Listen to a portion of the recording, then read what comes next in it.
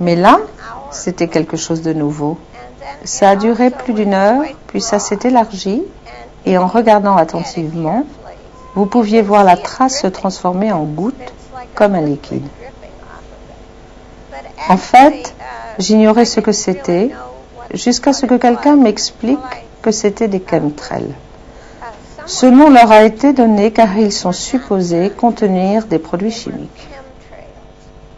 Chemtrail was a name given to them because they thought it had chemicals in it. The thing which really aroused my suspicion the most was when I was sat working at my J'ai vraiment commencé à avoir des doutes un soir d'été alors que je travaillais chez moi. It was a summer's evening. It was 9:45 in the evening, June the 10th. C'était le 10 juin 2005, vers 10h moins quart. J'étais dans mon bureau, j'ai regardé par la fenêtre. I looked out to my right, out of my little computer room window. J'ai vu dans le ciel des traces d'avions, formant une grille presque parfaitement carrée. J'ai saisi mon appareil photo et j'ai pris plusieurs clichés. Qu'est-ce qui pouvait causer un tel phénomène, cette grille, ces lignes si parallèles, alors que je n'avais pas vu le trafic qui en était la cause? C'était impossible. Comment tracer une grille en si peu de temps? Je dirais que cette grille fut formée en 15 minutes environ.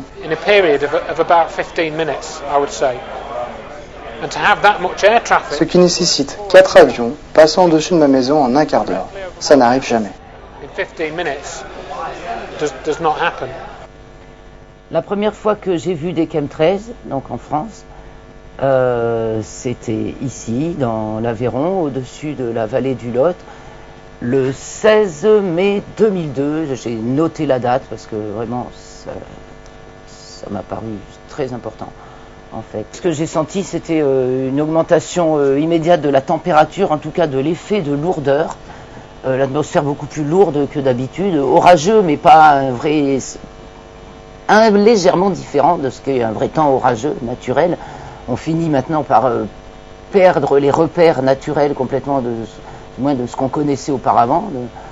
Et donc on dit il fait lourd, il fait chaud, mais on ne se rend pas compte que le premier effet de chaleur, il est produit par ces traînées.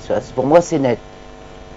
Là, on voit des traînées nuageuses, allongées, qui viennent d'être créées par des avions, évidemment, qui ont laissé des traînées il n'y a pas 10 minutes, hein, et qui donc maintenant se dispersent dans l'atmosphère, mais enfin restent marquées, et ça fait ces espèces de traînées nuageuses. En fait, ce sont des faux nuages, et on peut voir que ça crée un voile, hein, qui est de plus en plus fréquent et de plus en plus épais.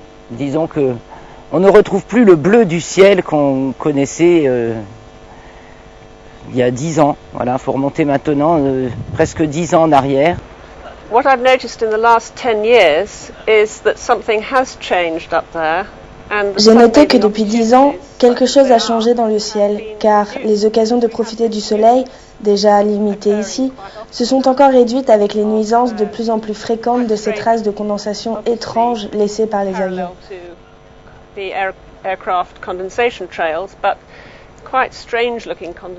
Ces traces semblent s'étaler et finissent par envahir le ciel jusqu'à masquer le soleil s'il y en a plusieurs en même temps. After a while, they blot out the sun. Je suis directeur de recherche au Centre national de la recherche scientifique Démocritos à Athènes et je m'intéresse aux chemtrails.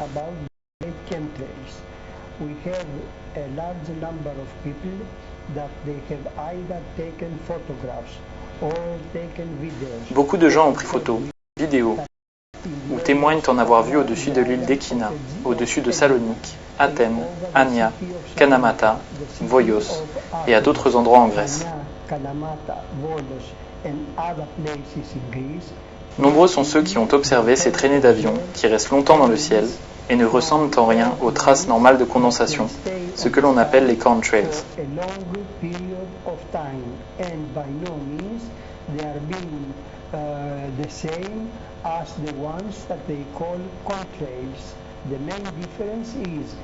La principale différence est que ce type de trace peut rester pendant des heures dans le ciel et parfois même une journée entière. Les traînées de condensation classiques ne restent jamais longtemps et suivent toujours des couloirs identiques. On a beaucoup les États-Unis, les vols américains qui nous survolent, les Antilles. Bon, c'est presque toujours les mêmes parcours qu'on a les vents d'ouest. Quand les vents viennent d'est, ils ne nous survolent pas en général. Et les traînées ne restent jamais bien longtemps. Parfois, il n'y a pas de traînées du tout. Les autres différences que j'ai remarquées entre les contrails et les chemtrails, c'est que les chemtrails montrent bien plus de variations dans leur aspect et leur évolution que les contrails.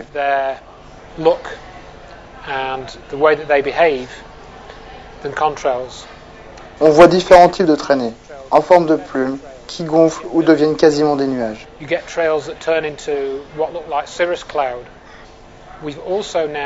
On commence à observer des chemtrails avec une ombre, mais aussi des chemtrails noirs.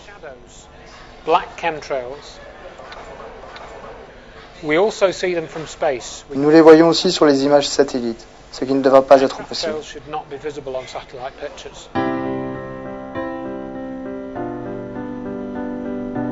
C'est d'ailleurs sur des photos satellites que nous verrons des traces de chemtrails de plus de 25 ans. Where they start more or less the same. Sometimes the airplane seems to shoot. En fait, elles démarrent toujours plus ou moins de la même façon, les avions semblant parfois en émettre jusqu'à 4 en même temps.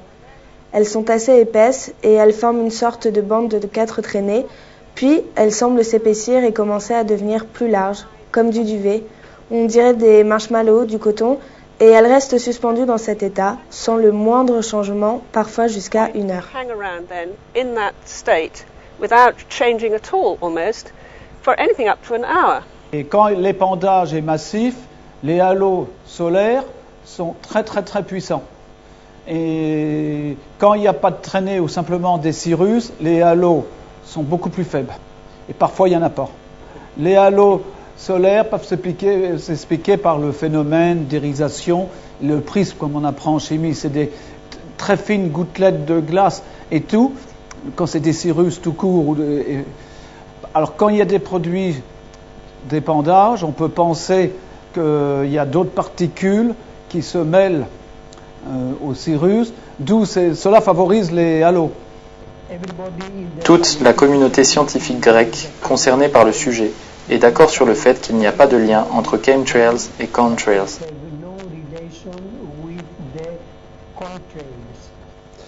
Ik heb dus inderdaad contact gehad met een aantal wetenschappers, meestal omdat die ook in de krant komen. J'ai été en contact avec plusieurs scientifiques parce que souvent dans la presse, lorsqu'ils m'interviewent, ils font juger ensuite mes propos par un professeur. Et lorsque j'arrive à le joindre, il me dit que tout est normal, que c'est juste de la condensation. Alors je réponds, à 10 km d'altitude, de la condensation, mais elle ne peut pas rester. Ce dont je parle, ce sont des bandes de 5 km qui durent toute une journée. Cela ne peut pas être expliqué scientifiquement. En général, la communication s'arrête là et je n'en entends plus parler. Men heeft er geen aandacht voor. Men ziet het niet. Men ziet het niet. En tant que scientifique, je n'ai aucun doute sur la différence entre les contrails et les chemtrails. Ce sont deux phénomènes totalement différents. La fréquence, elle est complètement aléatoire. En fait, c'est vraiment très souvent, presque tous les jours. Mais il y a des jours sans, Dieu merci. Sì, ultimamente, almeno per quanto riguarda l'ultimo anno, le operazioni di aerosol sono diventate una et au moins depuis l'année dernière, les épandages sont devenus une constante. Si un jour avec chemtrail était une exception il y a encore quelques années, maintenant c'est le contraire. Donc, nous pouvons chiffrer les journées sans épandage à 3 ou 4 par mois, si nous sommes chanceux, sinon c'est encore moins. Le possiamo contare queste giornate, 3-4 giornate al mese se siamo ottimisti, altrimenti anche meno. Effettivamente quando arriviamo alle 9-10 di mattina, nous constatons les premiers passages d'avions à partir de 9-10 heures du matin et en quelques heures, le ciel est complètement couvert d'un voile uniforme qui obscurcit le soleil. Nous n'avons plus désormais de journées totalement ensoleillées, mais plutôt des jours dans une semi-obscurité, voire pire.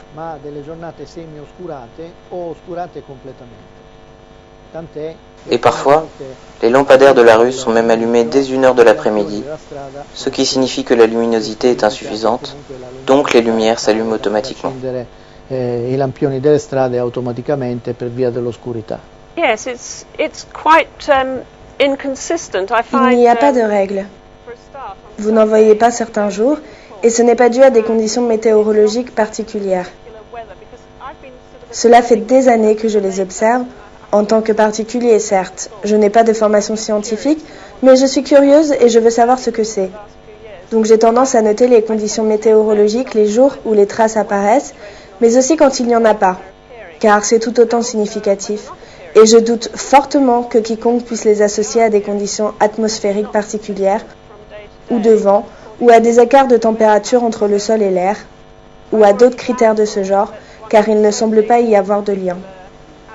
Conditions or winds blowing or contrast between temperature up above and earth temperature and all those things, because it's not consistent according to the weather on any particular day.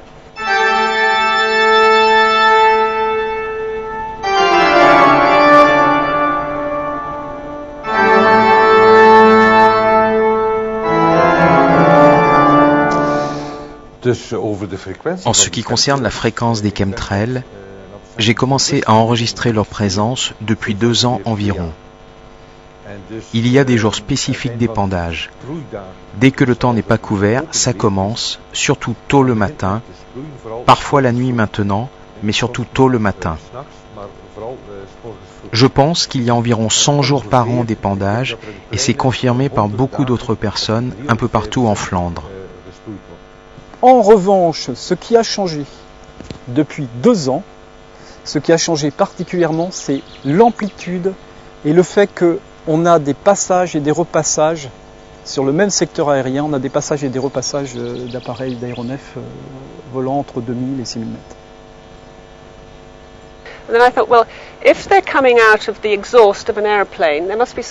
Comme explication de ce phénomène nouveau, j'ai pensé qu'il devait y avoir quelque chose de différent dans le kérosène. Puis je me suis dit que s'il y avait un nouvel additif dont j'ignore totalement la nature, c'est juste une question, pourquoi tous les avions ne produisent pas les mêmes traînées sous les mêmes conditions atmosphériques? Why don't all airplanes, under the same atmospheric conditions, produce the same types of trails? Alors de ces produits. Alors qu'est-ce qu'il y a dans ces produits? Bon, tous ceux qui ont un petit peu cherché sur le net, ils ont trouvé barium, oxyde de barium, ou chlorure de barium plutôt, oxyde d'aluminium, de titanium, etc.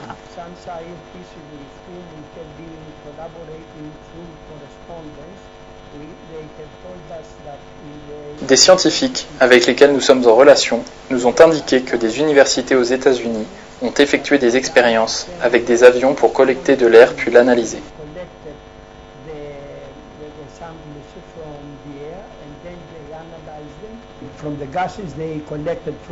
Les résultats de ces analyses montrent que les chemtrails contiennent essentiellement de l'aluminium et du barium, dont nous connaissons les effets nocifs sur la santé et aussi sur l'environnement.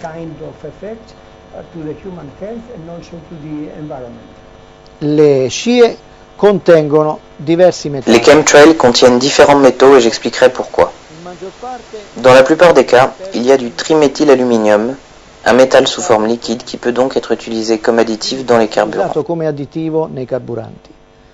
Il est ensuite utilisé un autre additif spécial qui contient des sels de barium, donc nous trouvons du barium et de l'aluminium.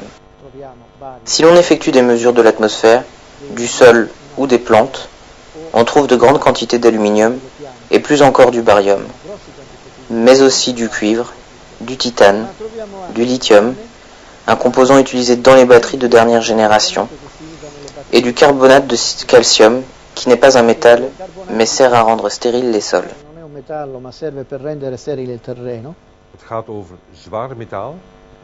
Il y a donc des métaux lourds, barium, cadmium, aluminium, mais aussi du plutonium.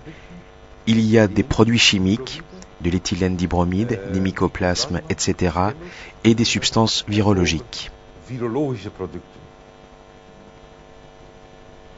Sono state fatte delle analisi, certo, sia in Italia sia all'estero. Est-ce que des analyses ont été effectuées? Oui, bien sûr. En Italie comme à l'étranger ont été effectuées des analyses chimiques sur des échantillons de sol, sur les plantes et l'air, et elles peuvent être consultées sur notre blog et d'autres sites.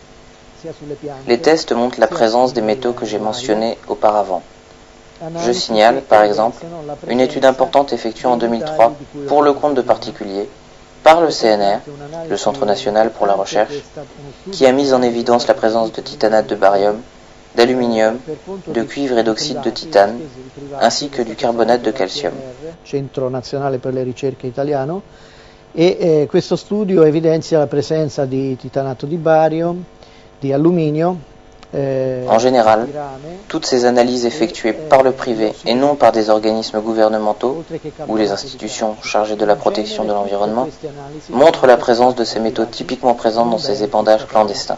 O comunque istituzioni preposte alla tutela dell'ambiente, questi studi concordano e evidenziano tutti la presenza dei classici metalli che vengono spesso definiti come quelli dispersi con le irrorazioni clandestine. Ici en France, les autorités, disons, on ne peut pas avoir encore d'analyse officielle, puisque par exemple Air Tarif, qui mesure la qualité de l'air à Paris, n'a pas jugé bon de mesurer les concentrations d'aluminium, de barium et autres produits qui sont probablement utilisés dans les épandages.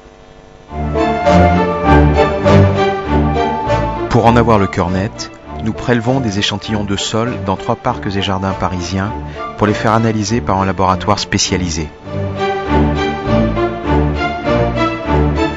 Les résultats arrivent quelques jours plus tard.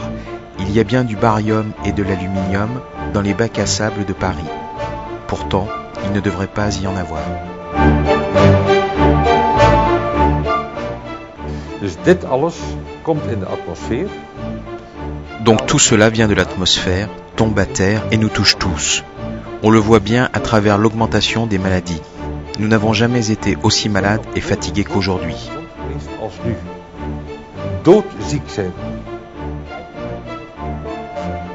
Après avoir observé des chemtrails, plusieurs personnes ont déclaré avoir souffert de maux de tête et de vertiges pendant quelques jours.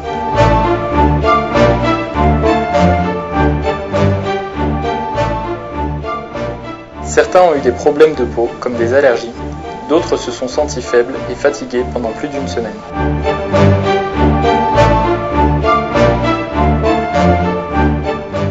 C'est suite au premier épandage que j'ai constaté, donc le 16 mai 2002, la semaine d'après, dans les jours qu'on suivit, pratiquement tous les enfants des écoles du coin étaient malades. Donc des gastro et des problèmes pulmonaires au mois de juin, fin mai, début juin.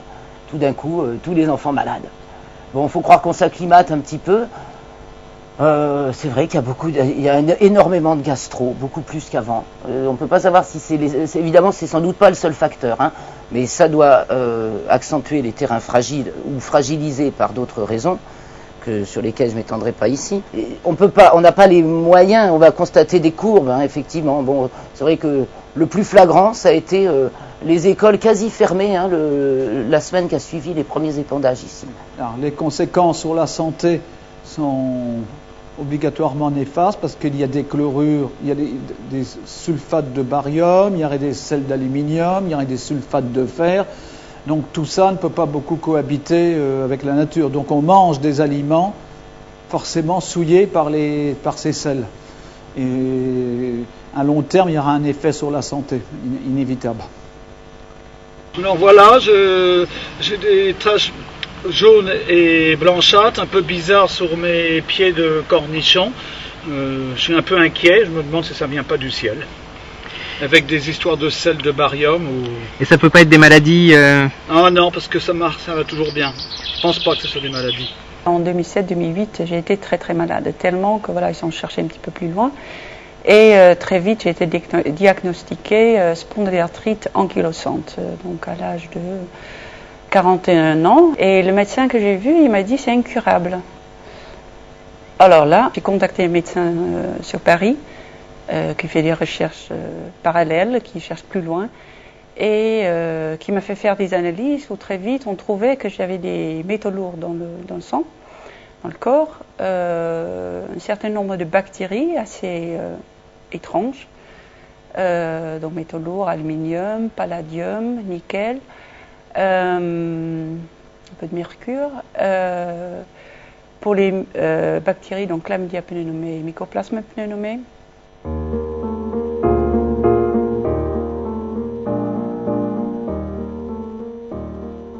Un soir, je suis derrière l'ordinateur et j'aligne les trois mots métaux lourds, dioxyde de soufre et Chlamydia pneumoniae. Et donc, comme d'habitude, sur Google, il y a toute une liste de possibles recherches et je clique sur le premier, peut-être le deuxième, j'en sais plus. Et c'est du... là, je commence à lire l'article et... Alors là, je tombais de nuit, il me parle que ces substances-là tombent du ciel. Et il parle des chemtrails. Alors là, je n'avais jamais entendu parler de ce phénomène. Du coup, j'ai lu la description. Après, j'ai tapé donc sur le mot chemtrails sur Google et je suis tombée sur plein de vidéos, photos qui montraient des tracés d'avions dans le ciel qui restent et qui persistent et qui seront chargés des substances comme le Chlamydia pneumoniae, comme le Mycoplasma pneumoniae, comme l'hydroxyde d'aluminium. Et alors là, à partir du 1er septembre, pendant 3 semaines, je n'ai pas dormi. C'était dans la possibilité que ça soit vrai. En fait, toutes mes références de vie, tous les décors de la vie tombaient. Et au bout de 3 semaines, je me suis fait une raison. Je dis c'est possible que ça soit vrai. Et c'est pas en question si j'y crois ou j'y crois pas. Je veux guérir. Et apparemment, je dois en savoir plus de ces choses-là pour pouvoir guérir. Dus bepaalde mensen hebben daar echt heel veel last van, vooral kinderen, kleine kinderen. De nombreuses personnes sont vraiment très affectées, notamment les enfants, les petits-enfants. Il y a plusieurs cas dans mes proches, dont les enfants ont des problèmes respiratoires. Ils ont dû les emmener à l'hôpital, aux urgences. Et au même moment, il y a beaucoup d'autres parents avec leurs enfants qui expérimentent directement et physiquement toute cette saleté pulvérisée dans l'atmosphère. Van dus al die vuiligheid die in de atmosfeer wordt gesproeid. Et c'est confirmé par différents témoignages à travers le monde. Over langs de wereld wordt dit bevestigd. En nogmaals, als men ziet welke ziekten er zijn. Et quand nous voyons ce qui se passe avec les maladies respiratoires, d'Alzheimer, de Parkinson, la sclérose en plaques, l'autisme, le cancer. Autisme, kanker, ongelooflijk. En Flandre, de 30 à 40% de la population se prépare à avoir le cancer. C'est presque 1 sur 2. 1 sur 2. Et on ne fume pas, on ne boit pas, on ne comprend même pas pourquoi on est malade, mais on est tenu responsable pour ça. Et personne enquête vraiment, mais comment ça se fait que soudainement, il y a tant de gens malades? Comment ça se fait? Pourquoi? En er is niemand die zich de vraag stelt, hoe komt het dat wij nu in zo'n... Oui, il n'y a personne qui se pose vraiment la question. Comment se fait-il que nous soyons autant malades dans notre société? Pourquoi? C'est directement lié aux substances chimiques dans notre environnement, dans notre alimentation, nos vêtements, nos boissons, mais surtout et j'en suis convaincu chaque jour un peu plus, c'est à cause de ces produits chimiques répandus par les chemtrails, intentionnellement, délibérément et systématiquement dans l'atmosphère, et nous devons absolument faire quelque chose. Systematisch in onze atmosfeer brengt. En daar moeten we echt iets aan doen. Queste cose sono confermate anche da diversi studiosi all'estero. Ces phénomènes sont également confirmés par plusieurs chercheurs à l'étranger, tels que Michael Kassel ou la toxicologue Hildegard Steininger, et ils sont certainement la cause d'une maladie de peau appelée maladie des morgellons, très répandue aux États-Unis et qui se développe en Europe. Nous connaissons plusieurs cas en Italie. Molto diffuso negli Stati Uniti e si sta diffondendo anche in Europa e conosciamo diversi casi in Italia.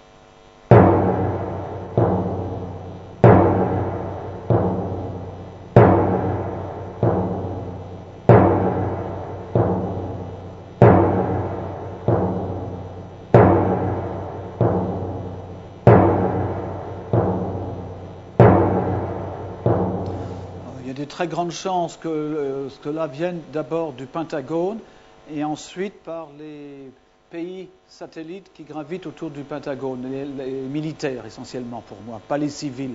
Alors par contre, il peut peut-être avoir certains avions civils affrétés par l'armée ou qui ont un arrangement avec l'armée qui pourraient emporter des composants chimiques dans le carburant, parce que ça ne nuit pas à la marche de l'avion, c'est qu'un additif. J'ai noté en effet qu'en l'espace de quelques mois, les traînées ont augmenté de façon exponentielle, ce qui signifie assurément que ce ne peut pas être dû au seul trafic civil.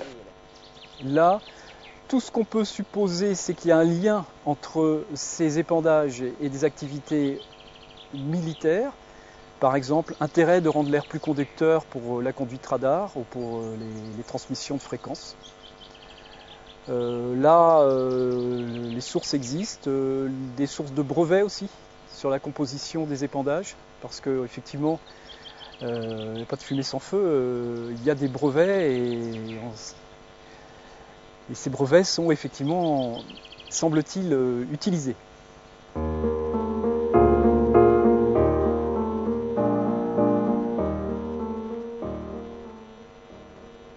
Voici quelque chose d'un grand intérêt, un brevet déposé par, je vérifie le nom, par Hughes Aircraft en 1991 qui indique clairement,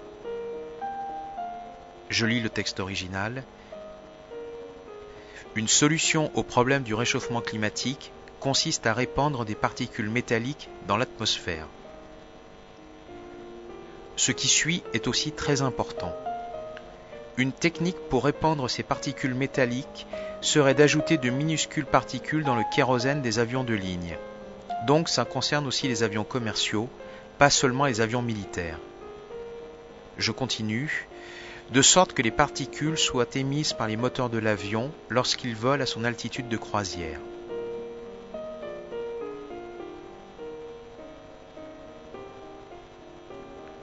Ce brevet est très important car il est détenu par une société privée travaillant pour les militaires. C'est même l'un des principaux fournisseurs du Pentagone et de l'OTAN, mais aussi de la NASA.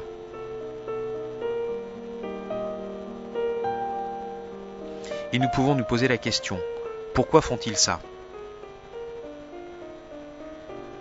Il y a une fois un jeune militaire qui venait de faire son engagement dans l'armée, on parlait de ça, comme ça, et il me dit, mais ah oui, on appelle ça la guerre non conventionnelle, d'un ton tout naturel, à l'armée, c'est normal, ça s'appelle la guerre non conventionnelle.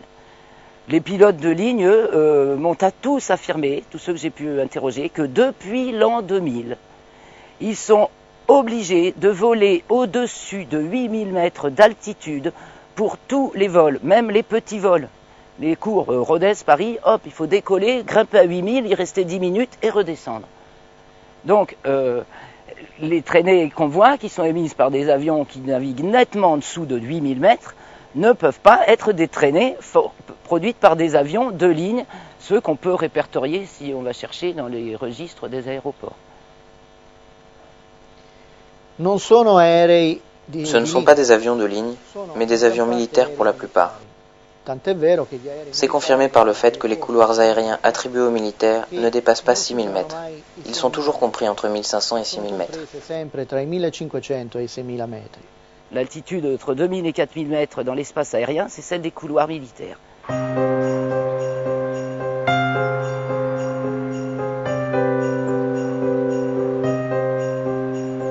Nous avons filmé ces chemtrails en Provence.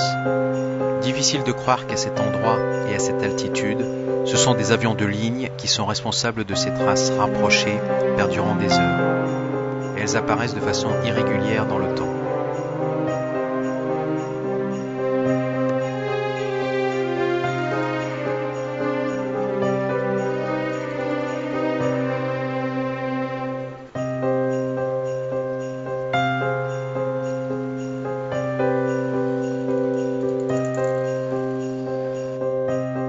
Je voyage beaucoup et j'étais en Croatie le lendemain du jour où cette république de l'ancienne Yougoslavie a rejoint l'OTAN. Je me souviens que mon partenaire commercial pointa à un moment son doigt vers le ciel et s'étonna. Qu'est-ce que c'est que ces traces? Et je me dis en moi-même, ça y est, ils ont commencé là aussi. Soyons lucides, aucun pays individuellement ne peut organiser un tel système sans qu'il y ait des fuites. C'est donc forcément une organisation supranationale, c'est la seule possibilité. Nous avons alors essayé d'obtenir des informations auprès des militaires, mais ils ont nié, répondant que ça n'existait pas, que c'était le fruit de notre imagination. Si les militaires répandent, entre autres, du barium, ils doivent forcément l'acheter quelque part. Nous avons l'idée de visiter le site internet des marchés publics de la Défense nationale en France. Après quelques recherches, la chance nous sourit. Nous trouvons un appel d'offres de la Direction générale de l'armement pour 10 tonnes de sulfate de barium. À quoi peuvent bien leur servir une telle quantité? Nous retournerons sur le site quelques semaines plus tard. L'annonce a disparu depuis notre visite. Bizarre. Now, some information has been leaking out. Some of it is, there's always a propaganda. The military has a way of telling you. Depuis qu'il commence à y avoir des fuites, vous avez une sorte de propagande des militaires où ils expliquent que ce qu'ils font est bien et que c'est pour lutter contre le réchauffement climatique.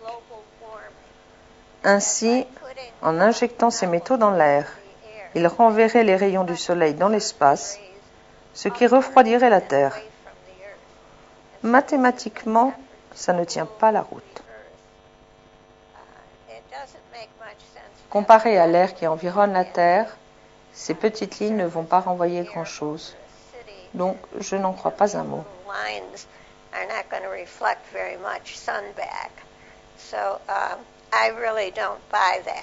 Effectivement, quand ils épandent de l'aluminium, ça va augmenter, sur une couche déjà nuageuse, ça va augmenter l'albédo, donc la réflexion des rayons solaires, donc augmenter le froid. Mais ce qu'on nous balance le plus souvent, c'est du barium, de chlorure de barium. Et c'est donc ce qu'il y a dans ces petits sachets dessicateurs là, qu'on trouve dans toutes nos boîtes de chaussures, d'appareils photo. Ça a pour propriété d'absorber l'humidité.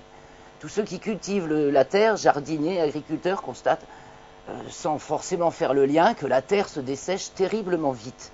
Beaucoup plus vite qu'auparavant, dans les mêmes conditions de pluie, etc. Et bien, c'est simplement qu'il y a ce chlorure de barium qui absorbe l'humidité, qui la tient en rétention dans l'atmosphère. Et il faut savoir une chose qu'on oublie trop souvent de nous dire, que le facteur numéro 1 de l'effet de serre, et de loin, c'est la vapeur d'eau. Donc, tenez des particules d'eau en suspension dans l'atmosphère, et qu'est-ce que vous allez faire localement? Vous allez augmenter l'effet de serre. Donc, la chaleur, l'augmentation de température localement, elle est produite par les chemtrails. Sur l'effet des chemtrails sur les plantes, enfin en faisant la relation directe, ce que j'ai pu observer, c'est des formes de dessèchement des feuilles. Par ailleurs, il est clair que par temps d'épandage répété, on a un phénomène de croûtage de la terre. Donc toute la chaîne de vie sur Terre, les animaux, les humains, les plantes, les arbres, les insectes, tout le monde est touché, sans distinction.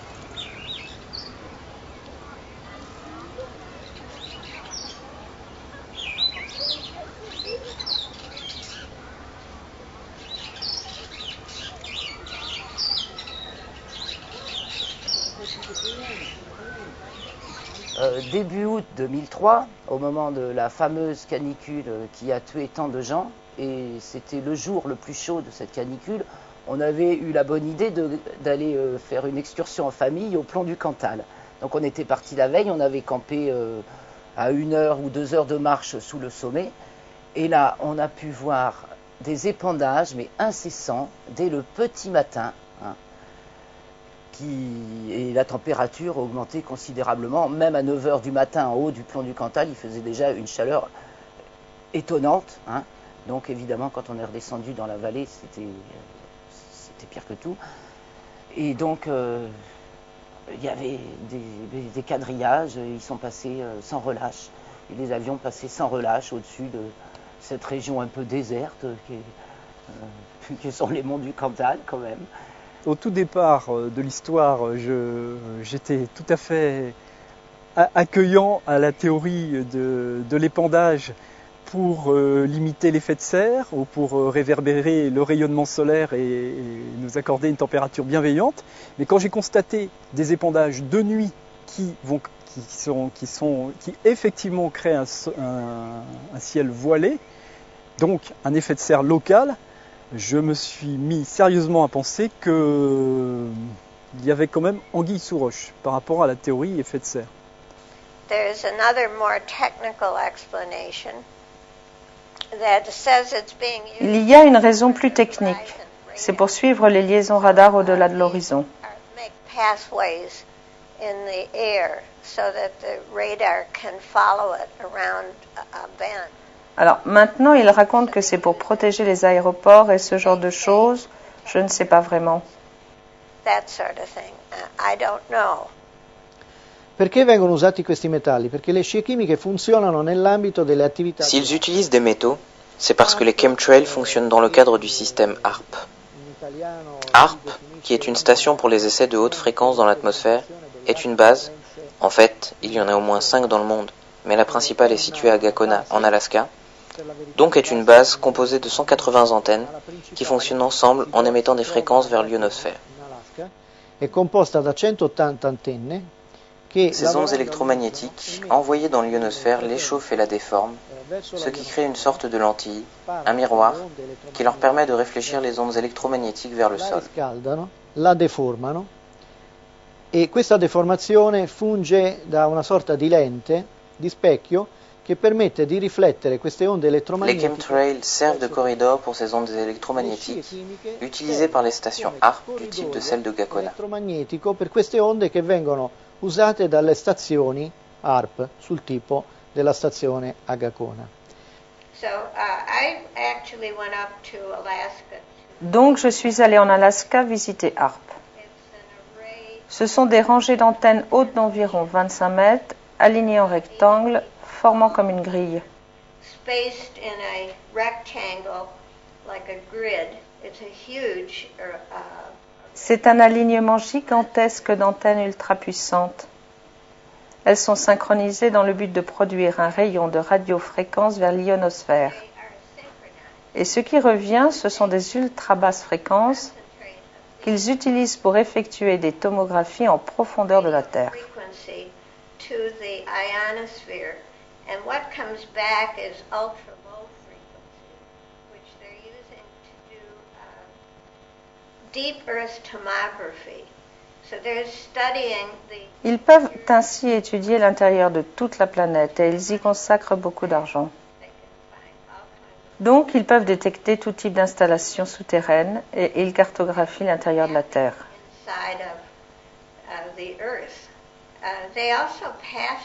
Ces ondes traversent aussi les gens. Et comme elles se situent dans la gamme des basses fréquences, ce qui est souvent celle du système nerveux humain, c'est très inquiétant.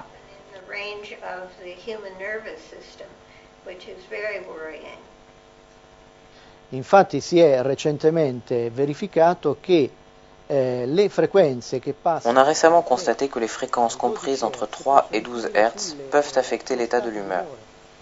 Elles peuvent aussi perturber la phase REM, donc le sommeil, inhiber les rêves, voire les modifier, et peuvent aussi rendre une personne déprimée, apathique, heureuse ou violente. Cela dépend de la fréquence envoyée et de la réflexion par les chemtrails vers le sol, donc vers la population. Apatica, allegra, violenta, dipende dalla frequenza che viene sparata e riflessa con le scie chimiche verso il terreno e quindi verso i cittadini. Cosa fondamentale che avranno notato in molti è che le irrorazioni Une chose fondamentale que beaucoup ont remarqué, c'est que les épandages deviennent très lourds sur les villes. sopra i centri abitati. Quindi io penso che l'obiettivo principale non sia tanto la modificazione climatica, che è Je pense donc que l'objectif principal n'est pas le changement climatique, mais le contrôle de la population grâce à différents systèmes. attraverso sistemi diversi. C'est ce que nous confirme un militaire hors caméra. Tandis que nous filmons ces images à Paris, nous constatons qu'un avion vient juste de passer au-dessus de nous. La trace s'élargit déjà, mais elle ne commence nettement qu'au-dessus de la ville. Comment est-ce possible ? Comment l'expliquer autrement que par une intention volontaire ? Surtout que le lendemain, à Lyon, c'est pareil. La traînée ne flotte qu'au-dessus de la cité.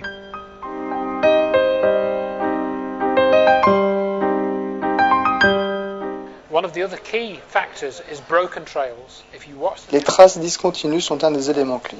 Lorsque vous observez des chemtrails, vous remarquez qu'elles sont souvent coupées. Vous voyez la trace, puis rien, puis la trace de nouveau.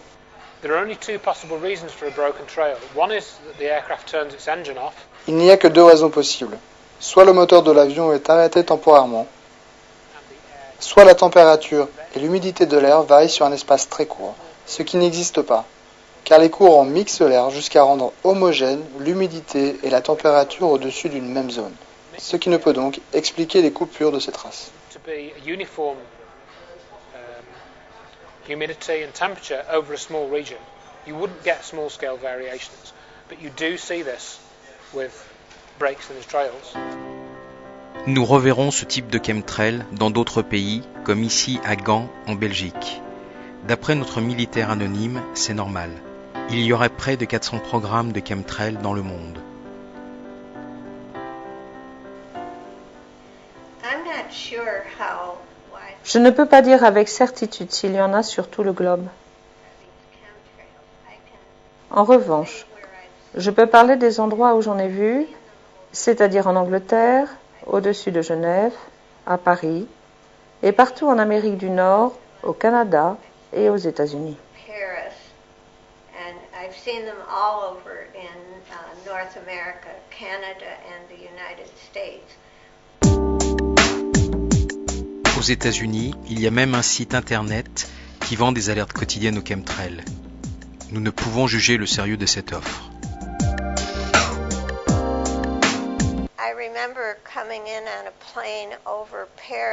Je me rappelle être venu une fois à Paris en avion et je n'ai jamais vu autant de lignes qui se croisaient, bien larges, et c'était assez effrayant car elles étaient au-dessus des nuages et au niveau du sol on ne distinguait plus rien. Scary because when you got down to the ground, there were clouds in the way, so you didn't get the full effect of this screening.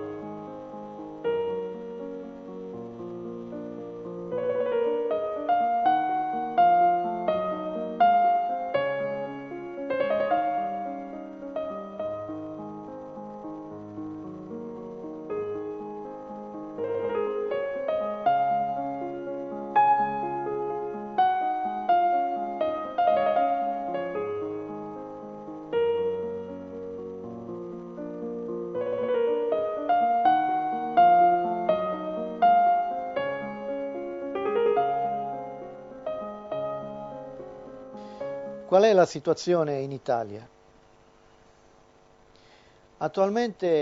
Quelle est la situation en Italie? Actuellement, les activités d'épandage ont considérablement augmenté, surtout dans la dernière année. Donc je dirais qu'aujourd'hui, nous avons une couverture totale du territoire italien. A livello del territorio italiano siamo ad una copertura totale. En fait, on s'aperçoit que c'est pas local, c'est partout. Quand on prend sa voiture et qu'on traverse la France, si c'est un jour d'épandage, il y en a partout. On peut les suivre, ils sillonnent le ciel de France et de partout où qu'on soit, on les voit. Le vent se chargeant aussi de faire dériver les traînées, mais on en voit, c'est hallucinant, on en voit partout, de ces avions qui épandent en même temps.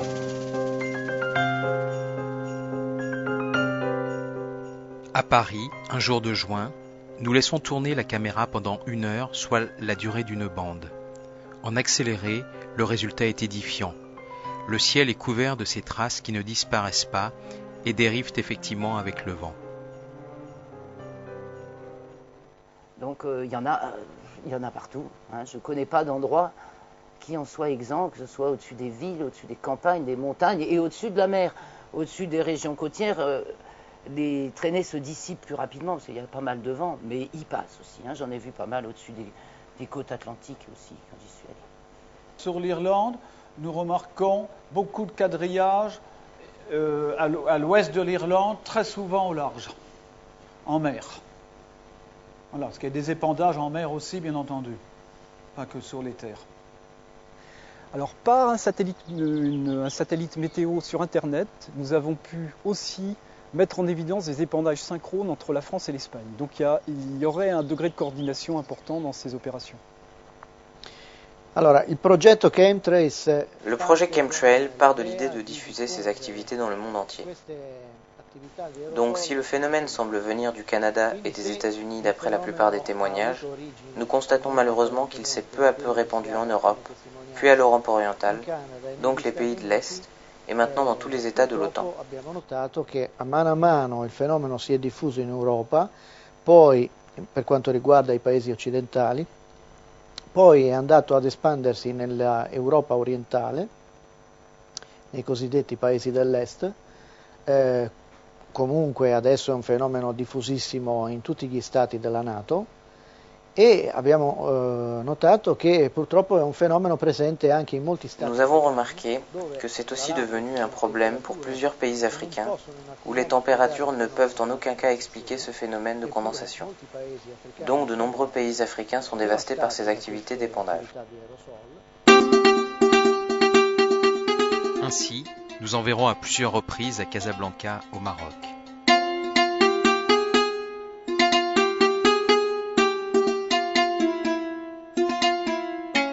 Cette fois, c'est au Moyen-Orient que s'étendent ces chemtrails, sur des dizaines voire des centaines de kilomètres, bien au-dessus des nuages.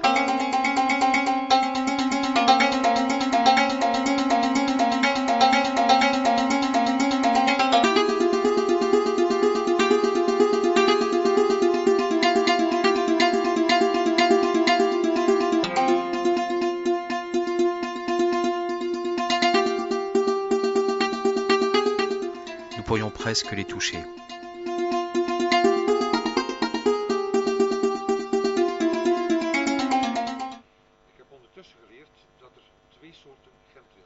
J'ai appris récemment qu'il y a 2 sortes de chemtrails. D'une part, les chemtrails qui sont formés par des avions militaires à une altitude d'environ 5 km et dont les substances retombent assez vite sur Terre. D'autre part, il y a les chemtrails qui sont produits par des avions civils. Là, les substances sont mêlées au kérosène et restent à une altitude d'environ 10 km pendant 1 à 4 années.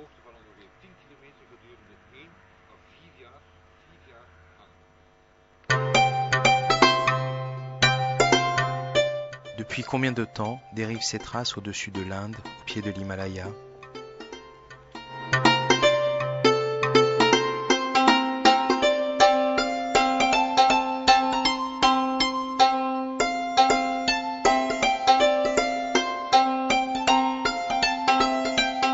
Moi, je ne sais pas si c'est vrai ou faux, mais enfin, j'ai trouvé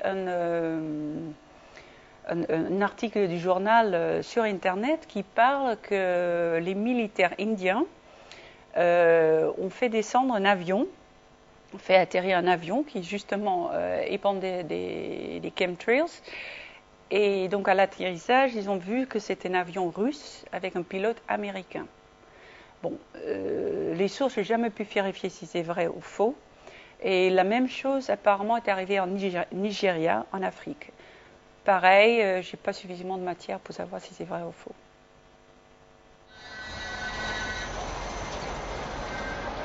Effectivement, nous avons filmé à New Delhi des chemtrails tout frais, si l'on peut dire. Rien à voir toutefois avec les épandages massifs de l'Europe et de l'Amérique du Nord.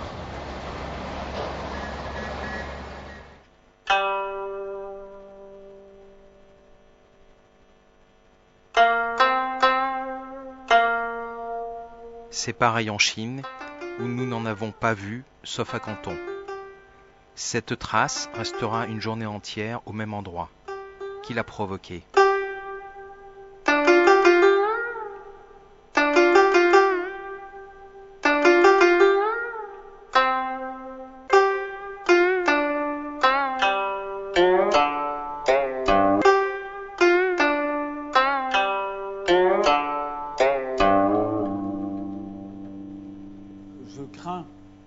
Au niveau des chemtrails que cela s'aggrave, surtout que l'OTAN s'est agrandie de nombreux pays et tout, et quand même que l'action des phénomènes HAARP et des chemtrails partent du Pentagone.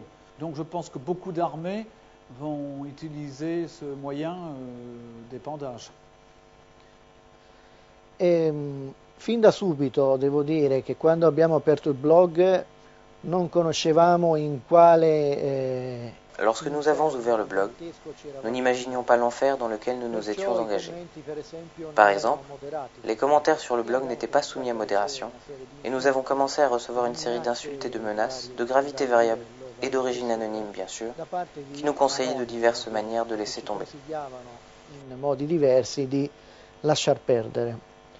Mano a mano che è passato il tempo, queste minacce sono diventate più... Avec le temps, ces menaces sont devenues plus organisées, avec des gens qui semblaient particulièrement intéressés et actifs près de 24 heures sur 24, juste pour nous maintenir sous pression constante, par des insultes, l'intimidation et d'autres choses semblables.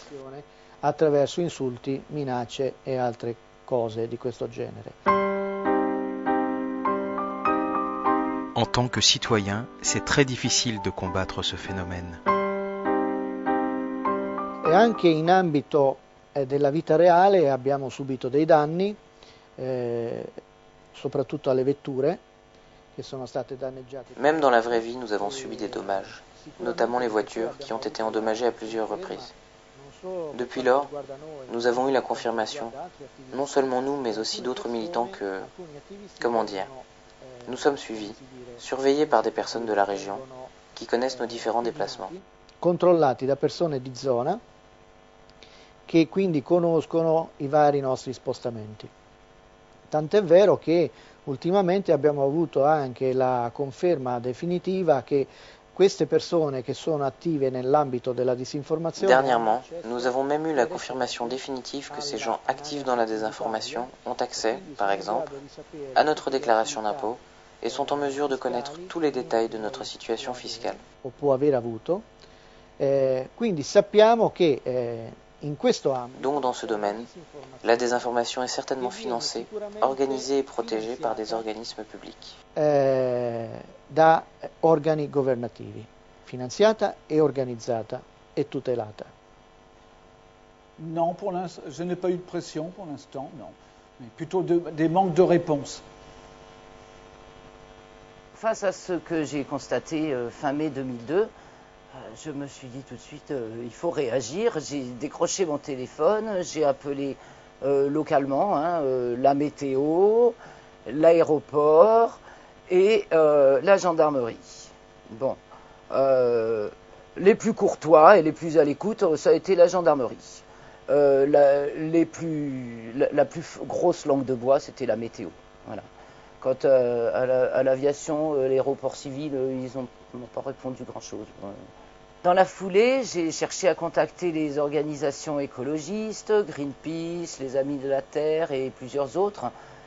Et je me rends compte que je ne suis pas la seule. Au jour d'aujourd'hui, nous sommes certainement plusieurs centaines à leur avoir écrit depuis 7 ans donc, à ce sujet. Et il y a 3 réponses possibles. Alors, pas de réponse. Soit ça n'existe pas, avec un brin presque d'ironie en se moquant de vous, soit ce n'est pas dans notre champ de compétences, on verra plus tard. Alors, j'ai envie de dire aux gens de Greenpeace, regardez le ciel.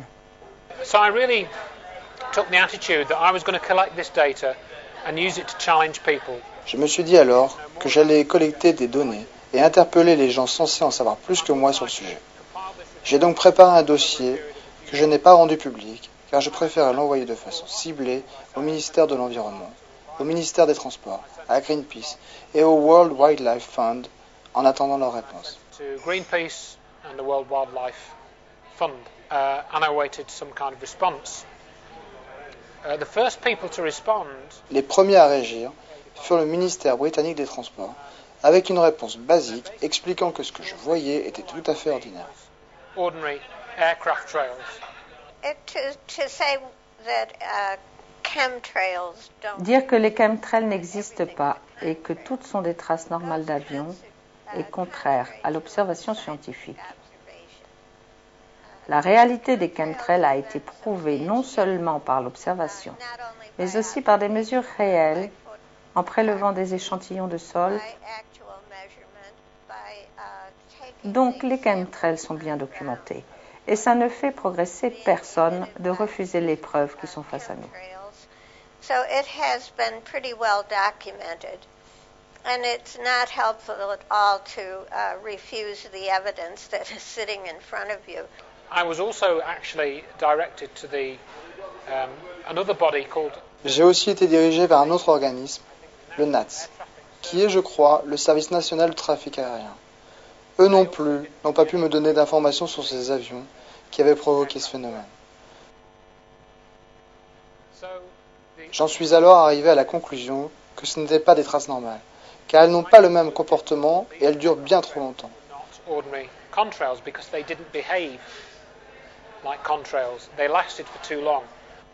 J'ai demandé des confirmations officielles sur ces avions, mais personne n'a pu me donner la moindre information.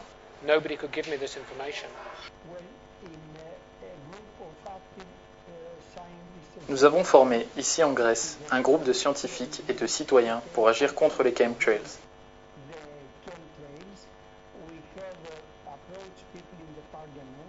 Nous avons saisi le Parlement grec ainsi que la Commission européenne, mais jusqu'à présent, nous n'avons pas reçu de réponse satisfaisante.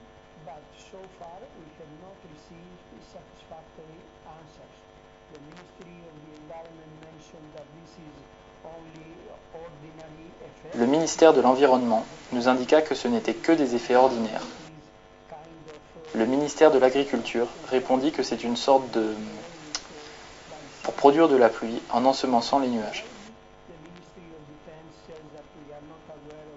Le ministère de la Défense déclara que nous ne sommes pas au courant de ce genre de choses.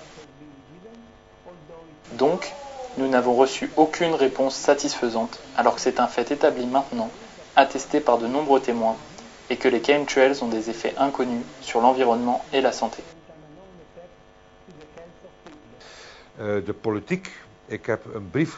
Sur le plan politique, j'ai envoyé une lettre à tous les parlementaires pour me plaindre.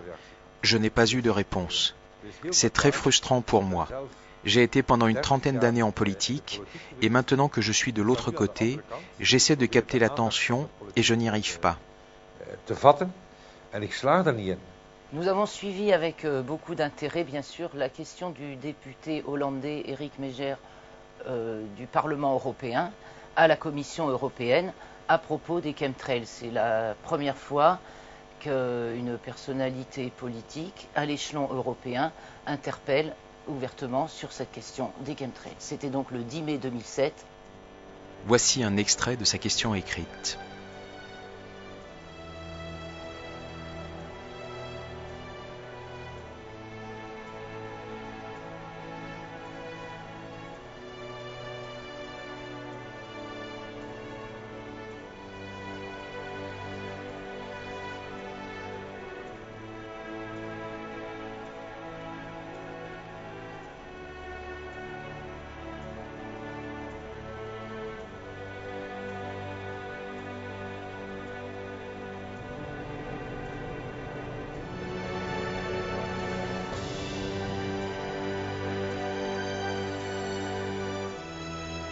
Donc il lui a été répondu en juin 2007 par M. Stavros Dimas, qui est commissaire européen à l'environnement. Donc je vous lis la conclusion de cette réponse. Aucune des substances auxquelles il est fait allusion n'est dangereuse en soi, mais certains effets sur l'environnement et la santé publique ne peuvent être écartés si des relâchements à grande échelle se produisaient. Comme indiqué ci-dessus, la Commission n'a connaissance d'aucune preuve suggérant qu'il y a des raisons d'agir. Voici donc un commissaire européen qui nous dit qu'il y a peut-être bien quand même des risques pour la santé et l'environnement en cas de relâchement à grande échelle, comme ils disent, mais qui ne voit aucune raison d'agir.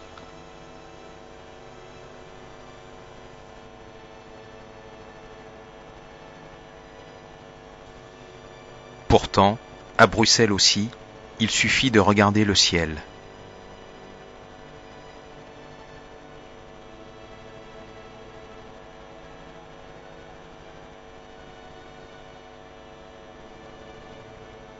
Stavros Dimas recevra même une récompense de commissaire européen de l'année 2008. Nous lui avons demandé une interview au sujet des chemtrails, sans succès.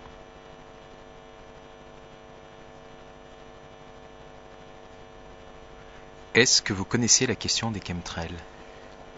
Écoutez, oui, c'est toujours les questions, c'est encore si vous me posez une question scientifique à laquelle je ne peux pas répondre. Il y a un débat des scientifiques, il faut continuer à suivre ce débat, et quand la communauté scientifique aura trouvé la réponse, ils se seront mis d'accord, on pourra en tant que politique se l'approprier. C'est complètement idiot qu'en tant que maintenant responsable politique, je prenne parti pour des scientifiques contre les autres. C'est pas dans mes capacités. Dus ik heb al heel wat initiatieven genomen gedurende 2 jaar. Dus tientallen klachten. J'ai mené beaucoup d'actions depuis 2 ans. Des dizaines de plaintes à la police, plusieurs appels à diverses autorités, des questions aux parlementaires, mais vous êtes toujours confronté à la même réponse. Premièrement, il n'y a aucun problème. Deuxièmement, il n'est donc pas nécessaire de faire de recherches scientifiques. Troisièmement, il n'y a donc pas de résultats scientifiques. Quatrièmement, il n'y a donc pas de problème. C'est ce cercle vicieux que je voulais briser et je me suis dit que nous devions faire quelque chose. Het is deze vicieuze cirkel die ik wou doorbreken. En midden augustus was het mij te veel. Dan heb ik gezegd, wij moeten iets doen. Tout d'abord, j'ai déposé plainte auprès du juge d'instruction dans une procédure civile. J'ai payé la consignation de 250 € et maintenant, il est tenu d'enquêter sur ce phénomène. Quoi qu'il pense, il doit instruire la plainte. Wat men er ook over denkt, men is verplicht om het te onderzoeken. Et dans toute la Flandre, il y a des gens comme moi qui enregistrent chaque fois qu'ils voient des chemtrails et vont ensuite à la police faire dresser un procès verbal. Die naar de politie stappen en vragen dat het daar wordt neergelegd in een proces verbaal. En dus op die manier De cette façon, le phénomène est cartographié, on peut surveiller les avions, savoir d'où ils viennent, où ils vont, on peut prélever des échantillons de carburant ou voir ce qu'ils transportent. Is, kan men stalen nemen van de brandstof of zien wat ze vervoeren. En France aussi a été déposée une plainte. Donc le dépôt de plainte, il a eu lieu au printemps 2009. Alors, au stade dépôt de plainte, on n'a pas de qualification de la plainte, mais je n'ai pas eu la possibilité de faire de photocopie, mais ce que je peux dire, c'est que ce qui était acté, c'était épandage de substances inconnues dans l'environnement. Et le deuxième point, modification et perturbation des équilibres climatiques. Ça, c'est les 2 points forts qui ont été retenus, avec 3 photos qui ont été retenues sous forme de scellé, bien que j'en ai gardé la propriété, mais je dirais que copie internet a été prise et envoyée au procureur de la République de Vannes. Depuis, je n'ai toujours pas de nouvelles de cette plainte. Cette plainte était à mes yeux, et on en a reparlé depuis, surtout un acte symbolique fort qui était dans le sens d'interpeller les pouvoirs publics, de voir s'ils se portaient bien garant des équilibres climatiques puisque nous avons quand même une constitution qui parle de l'environnement, donc on était un petit peu aux aguets là-dessus. Bon, là, on n'a pas encore de manifestation forte dans ce sens-là, mais nous attendons.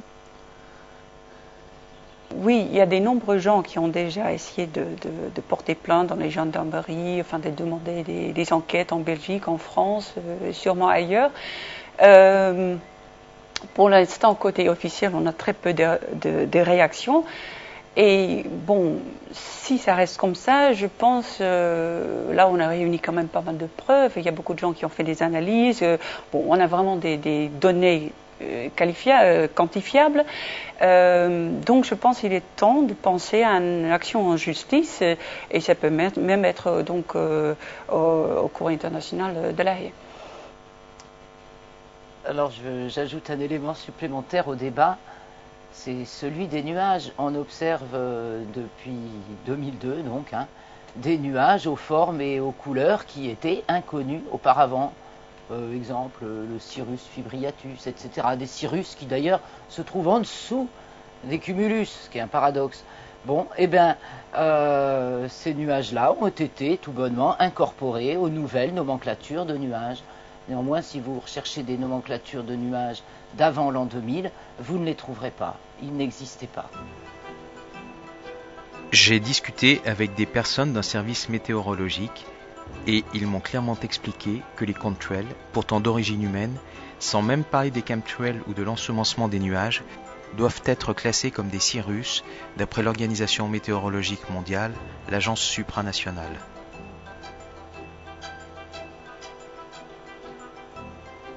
Or, ça fait une énorme différence, car un cirrus est un phénomène naturel, tandis que les chemtrails sont artificiels, avec une composition différente.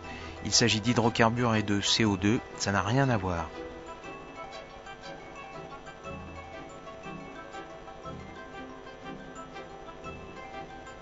La poste américaine a même créé un bloc de timbres pour entériner ces nouveaux nuages.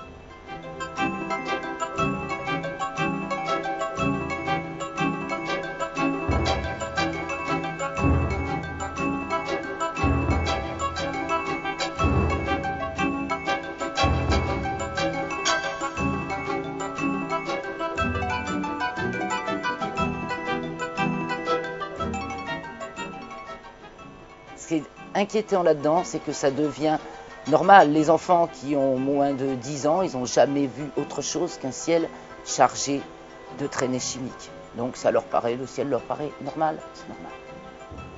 Pour les adultes aussi, puisque les Danois, par exemple, choisissent une photo avec des chemtrails pour illustrer un plan de Copenhague. Nous en avons même vu dans des épisodes de la version colorisée de Zorro. Une question demeure toutefois. Pourquoi tout ce secret? Pourquoi ne soumettent-ils pas le problème à l'ensemble de la communauté scientifique? Pourquoi ne précisent-ils pas la nature de leurs expériences et dans quel but, de sorte que toute l'humanité puisse en bénéficier?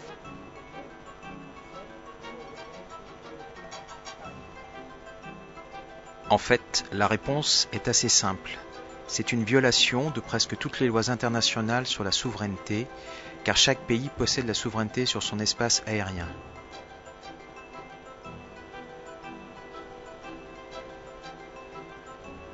Et si quelqu'un venait à savoir que ces traînées contiennent des particules métalliques, il s'agit là encore d'une violation des lois internationales, c'est totalement interdit, c'est pourquoi ils n'en parlent pas.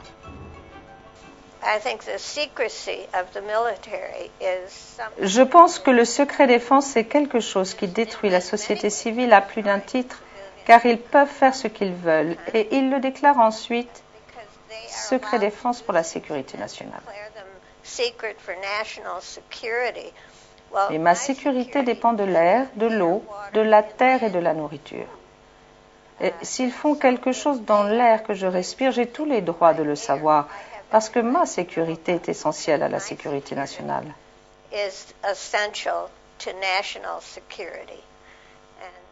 Par conséquent, le mur de secret qui sépare ce que font les militaires de ce que les gens ont le droit de savoir est mauvais. C'est mauvais. Absolument, il y a dans les commissions respectives, effectivement, le problème des militaires et que, en fait, les politiques militaires sont une partie du problème de la dégradation climatique, c'est évident. Et maintenant, c'est dans tout le raisonnement sur justement la démilitarisation, le désarmement. Je crois que la dimension climatique est une nouvelle dimension qu'il faut introduire dans l'argumentation sur le désarmement. Oui, mais au sommet de Copenhague, il n'est question que de CO2, pas de la dégradation climatique par les militaires. Selon un délégué avec lequel nous avons discuté, plusieurs pays auraient menacé autrefois de boycotter les sommets de Rio ou de Kyoto si la question militaire était abordée. Mais il y a toujours une tentative des États de ne pas vouloir questionner les militaires. La transparence, c'est quelque chose de très compliqué pour les gouvernements. C'est pour ça qu'on essaye de ne pas parler du militaire, mais ça, c'est quelque chose qu'on doit attaquer, qu'on doit refuser. Donc je pense que ce mur du secret doit cesser et que les investigations concernant l'environnement doivent inclure ce que font les militaires. Ils doivent avoir à répondre de leurs actes devant une cour de justice. Oui, mais le premier obstacle, c'est que les gens n'ont jamais entendu parler des chemtrails. Et que même face aux évidences, ils ne veulent pas y croire. Parce que ça heurte toutes leurs croyances, ça bouscule toutes leurs références dans leur vie. Et ils seront obligés de tout remettre en question, et ça, la plupart des gens ne peuvent pas.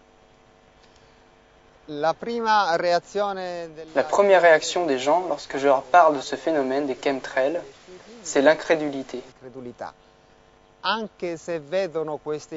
Même si on peut les voir dans le ciel, souvent ils préfèrent ne pas savoir qu'il existe quelque chose de maléfique.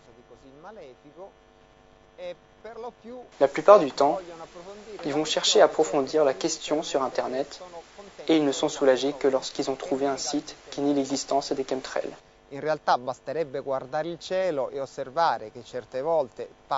Il suffit pourtant de regarder le ciel pour constater que parfois il se couvre en l'espace de 2 heures après que des avions aient lâché ces traînées persistantes.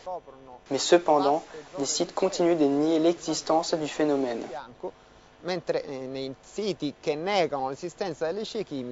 Quand on parle des chemtrails, souvent les gens me sortent « Ah, c'est la théorie du complot ». Et je dis non. Moi, je ne parle pas du théorie de complot. Moi, je parle d'un scandale, un immense scandale. Et il faut que ça s'arrête. Ce que nous voyons, ce que nous entendons, ce que beaucoup de personnes voient ou entendent est une base bien plus solide que ce que certains déclarent. Alors, je refuse le secret et je refuse leurs mensonges.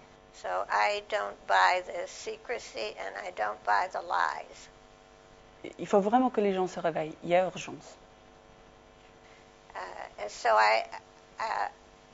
Sauf que je ne sais pas ce qu'il faut faire pour les éveiller à ce qui est en train de se passer. Parce que je pense que c'est destructeur de la société civile et quelque part, les gens doivent voir eux-mêmes la différence entre les contrails et les chemtrails. Il faut qu'ils regardent le ciel, il faut qu'ils voient lorsque c'est normal et quand ça ne l'est pas. They need to look at the sky.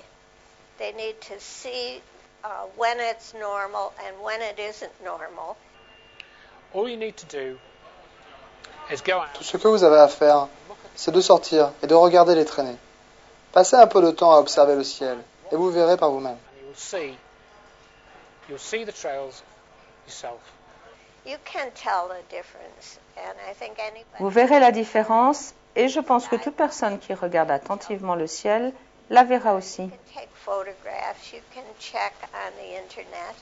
You can see pictures of Vous it. pouvez prendre des photos, vérifier sur Internet et suivre des forums de discussion. Mais tant que nous ne commencerons pas à poser sérieusement des questions, les militaires pourront faire tout ce qu'ils veulent et nous n'avons aucun moyen d'accepter ou de refuser. C'est juste en train de se produire dans notre monde. We have no way to say yes or no to it. It's just happening in our world. Daar ben ik dus 100% zeker van en daar geloof ik in. Je suis sûr à 100% que la vérité finira par l'emporter. Et même s'ils essaient de l'arrêter ou de la retarder, la vérité l'emportera.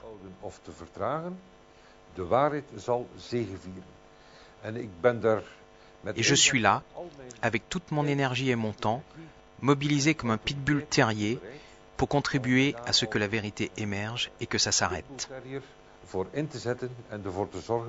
Dat die waarheid boven water komt en dat wordt beëindigd. Perché lo fate?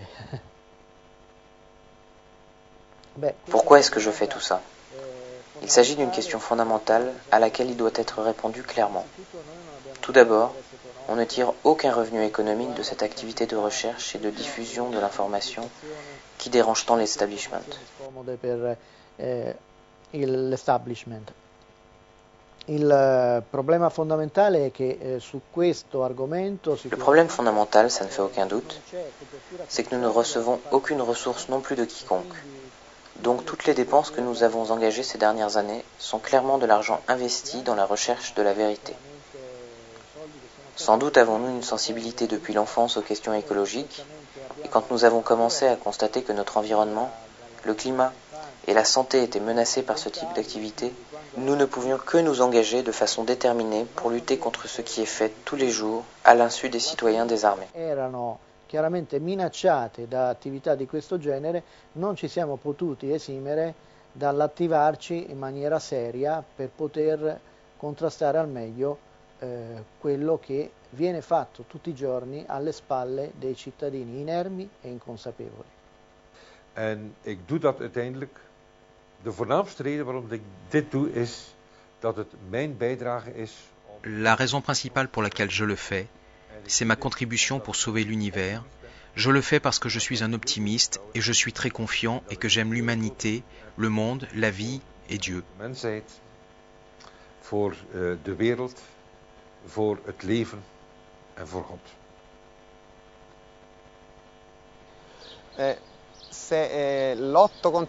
Si je lutte contre les chemtrails et que je dénonce ce phénomène, c'est évidemment parce que j'ai décidé de construire un monde meilleur pour moi, pour mes enfants et pour toute l'humanité. Je le fais pour moi-même, pour tant de gens qui sont injustement malades, pour mes enfants, pour ma famille, mes amis, pour tout le monde. Et j'adore le ciel bleu. Et je me bats donc, pas contre les chemtrails, mais je me bats pour le ciel bleu.